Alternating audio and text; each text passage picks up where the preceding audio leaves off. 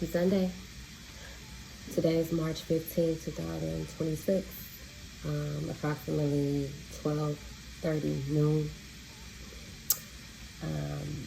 I give myself soft deadlines to do certain things, and then I let Spirit guide me the rest of the way. And this morning I woke up about like 6 o'clock because I thought I had something to do, but I'm thinking it's the wrong day of the week. Today's Sunday. And that just shows you how my mind is kind of conditioned where I am right now in this chapter of my life, as far as preparation and moving and taking care of things and staying on top of things and moving accordingly. The noise you hear in the background too is white noise. Had to make 9 take a nap because 9 is also his mama's child too. And I try to be the cool mom, but also too I set boundaries when necessary so he can kind of get the discipline and the sleep that he needs in order to grow and be a strong little beautiful black boy. And I kind of jumped directly into the podcast, but hello, welcome. My name is Nandi Sinclair, and I guess that's significant, the fact that I'm reintroducing myself. And this is the Dire Podcast, So much has been on my head, and before I jumped on, I prayed, asked Spirit to guide me and to use me as a vessel for the message that needs to come out today. And just like my last message, my journey right now has been heavily surrounded by the past. And I'm still kind of 50-50 on the title of this particular podcast, so I won't give the name here. But I will, of course, you will see it in the description if you follow me on certain platforms or if you are tuning in where you get your podcast. And so, I made a couple of notes about where I am and some of the things I wanted to communicate to you guys or to you ladies or to you divine diamonds in real time. And one of the main things that I felt like I needed to talk about was how I got here, like physically here. And so some of this are a little redundant, but as we are matriculating through season 1, I want to kind of gradually sprinkle things as my message flows into the intention that I'm trying to, with the intentions of what I'm trying to portray. So, I've become a lot more private with my personal life due to some of the things I've gone through over the past year. And so it's only right that I share things according to God's timing.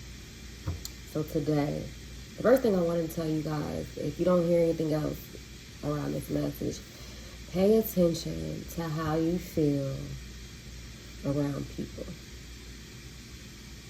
And I don't mean to be hyper analytical. What I'm saying is pay attention to how you feel when you're in their space and after they leave or after you leave. And literally figure out, what is it that I'm feeling right now? Your feelings are literally your indicators. That's your guidance system. That's your inner guidance system for protection. And if your inner guidance system is feeling a little bit weary, off, confused, upset, angry, frustrated, just not aligned, just imbalanced, then that is a direct indicator that something there is not in alignment with who you are, who you are becoming, where you are currently. And so let's talk about it. How did I get here? So, like I said before, if you're new here, I'm a mom to a 2-year-old named 9. I recently moved to LA a little over a year ago from Atlanta, Georgia. And we hopped on a plane with $40 and a half a peace of mind, literally. And for the longest time, people thought I was crazy. Now, at the time when I left, my son was about 8 months, right?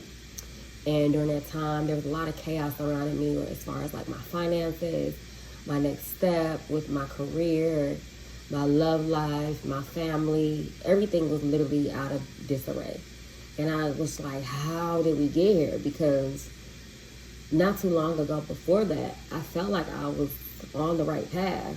And so I'm not blaming anybody directly, but of course the players in my life played a huge part as far as like how I got there. I was watching something the other day, and I've heard it many times before, but they were talking about the value of the 5 closest people to you, right? And being able to see those 5 people will tell you everything about who you are as a person, at least from an outsider looking in. And so when you look at people and you study how they interact with each other, how they interact with you, how some people can be pick-me's or competitive, or I want to do this too. Oh, you did it. I want to do that. Oh, that type of energy.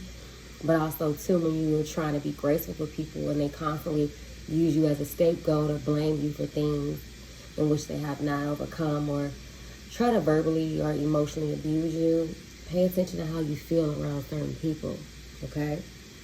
So, when I left, right, I was literally in a rocky, toxic dynamic with my son's father. And I know we keep talking about this, but because this is for my divine diamonds, I really wanted this to resonate with the women that are going through, have gone through what I've been through as it relates to their family dynamic, their immediate family dynamic, their children, their spouses, their future, their legacy, right?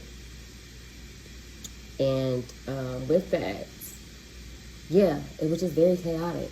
And it's crazy because at the time, like I said before, I keep wanting to include my past, but I don't really know how.